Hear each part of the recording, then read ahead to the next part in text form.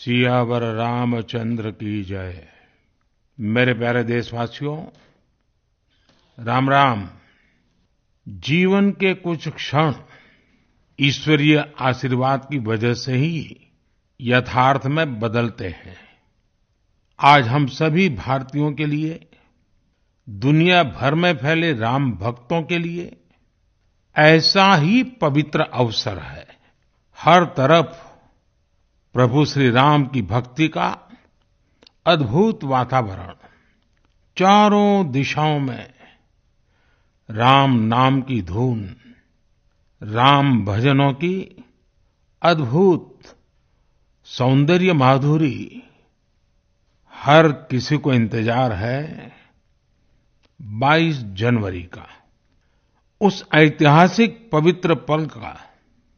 और अब अयोध्या में रामलला की प्राण प्रतिष्ठा में केवल 11 दिन ही बचे हैं। मेरा सौभाग्य है कि मुझे भी इस पुण्य अवसर का साक्षी बनने का अवसर मिल रहा है। ये मेरे लिए कल्पनातीत अनुभूतियों का समय है। मैं भावुक हूँ, भाव विह्वल हूँ। मैं पहली बार जीवन में इस तरह के मनोभाव से गुजर रहा हूँ। मैं एक अलग ही भाव भक्ति की अनुभूति कर रहा हूँ। मेरे अंतर मन की ये भाव यात्रा मेरे लिए अभिव्यक्ति का नहीं, अनुभूति का अवसर है। चाहते हुए भी मैं इसकी गहनता, व्यापकता और तीव्रता को शब्दों में बांध नहीं पा रहा हूँ। आप भी भलीभांति मेरी स्थिति समझ सकते हैं। जिस स्वप्न को अनेकों पीढ़ियों ने वर्षों तक एक संकल्प की तरह अपने हृदय में जिया, मुझे उसकी सिद्धि के समय उपस्थित होने का सौभाग्य मिला है। प्रभु ने मुझे सभी भारतवासियों का प्रतिनिधित्व करने का निमित्त बनाया है। निमित्त मात्रम भव सव्यसाचिन। ये एक बहुत बड़ी जिम्मेदारी है। जैसा हमारे शास्त्रों में भी कहा गया है, हमें ईश्वर के यज्ञ के लिए, आराधना के लिए स्वयं में भी दैवीय चेतना जागृत करनी होती है। इसके लिए शास्त्रों में व्रत और कठोर नियम बताए गए हैं, जिन्हें प्राण प्रतिष्ठा से पहले पालन करना होता है। इसलिए आध्यात्मिक यात्रा की कुछ तपस्वी आत्माओं और महापुरुषों से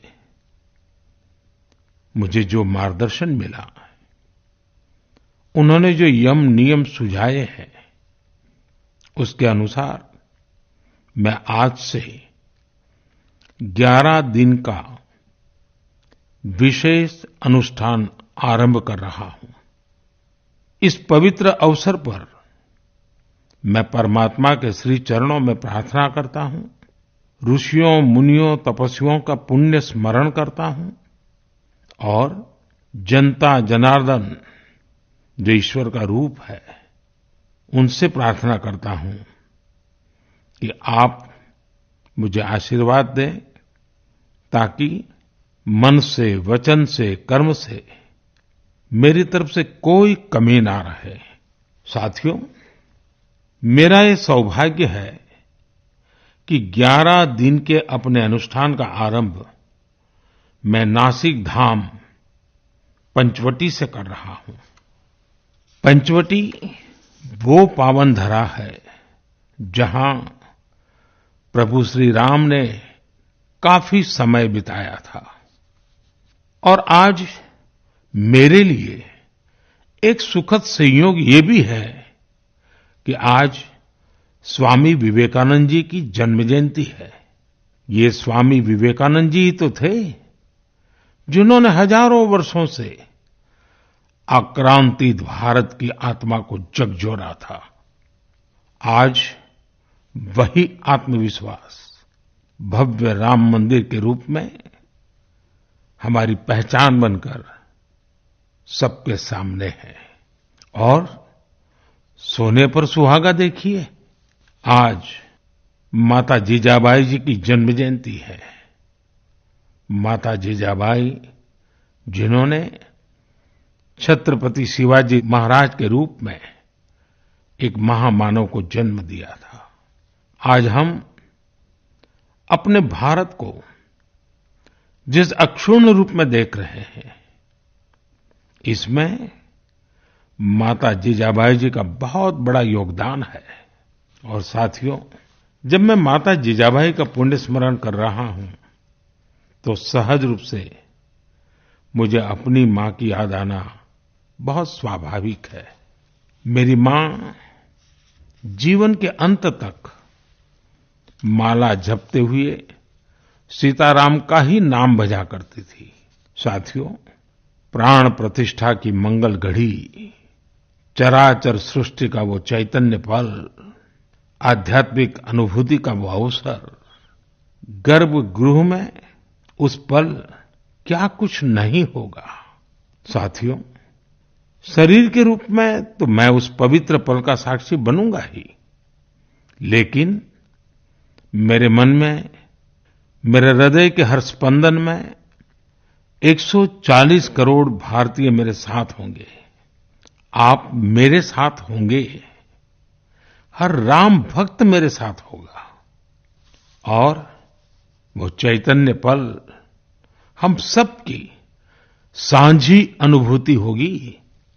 मैं अपने साथ राम मंदिर के लिए अपने जीवन को समर्पित करने वाले अनगिनत व्यक्तित्वों की प्रेरणा लेकर जाऊंगा।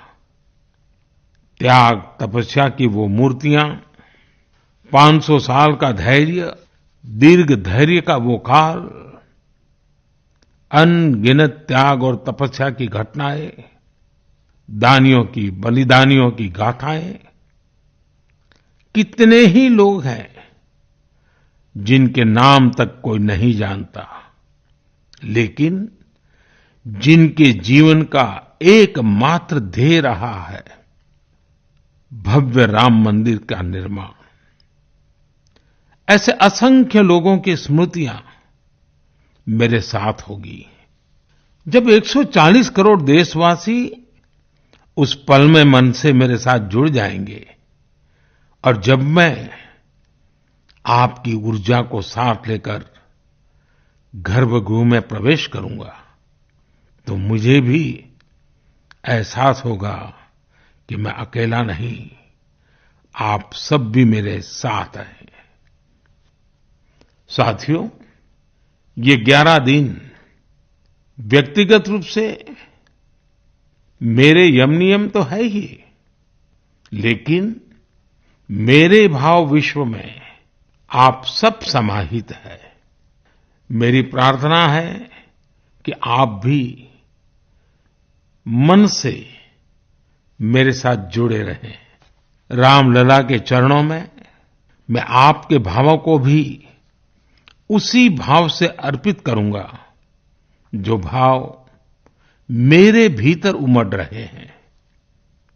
साथियों, हम सब इस सत्य को जानते हैं कि ईश्वर निराकार है, लेकिन ईश्वर साकार रूप में भी हमारी आध्यात्मिक यात्रा को बल देते हैं। जनता जनार्दन में ईश्वर का रूप होता है, ये मैंने साक्षात देखा है, महसूस किया है। लेकिन जब ईश्वर रूपी वही जनता शब्दों में अपनी भावनाएं प्रकट करती है, आशीर्वाद देती है, तो मुझ में भी नई ऊर्जा का संचार होता है। आज मुझे आपके आशीर्वाद की आवश्यकता है, इसलिए मेरी प्रार्थना है कि शब्दों में, लिखित में अपनी भावनाएं जरूर प्रकट करें मुझे आशीर्वाद जरूर दें। आपके आशीर्वाद का एक एक शब्द मेरे लिए शब्द नहीं, मंत्र है। मंत्र की शक्ति के तौर पर वो अवश्य काम करेगा। आप अपने शब्दों को, अपने भावों को नमो ऐप के माध्यम से सीधे मुझ तक पहुंचा सकते हैं। आइए हम सब प्रभु श्री राम की भक्ति में डूब जाएं। इसी भाव के साथ आप सभी राम भक्तों को कोटि-कोटि नमन। जय सिया राम, जय सिया राम, जय सिया राम।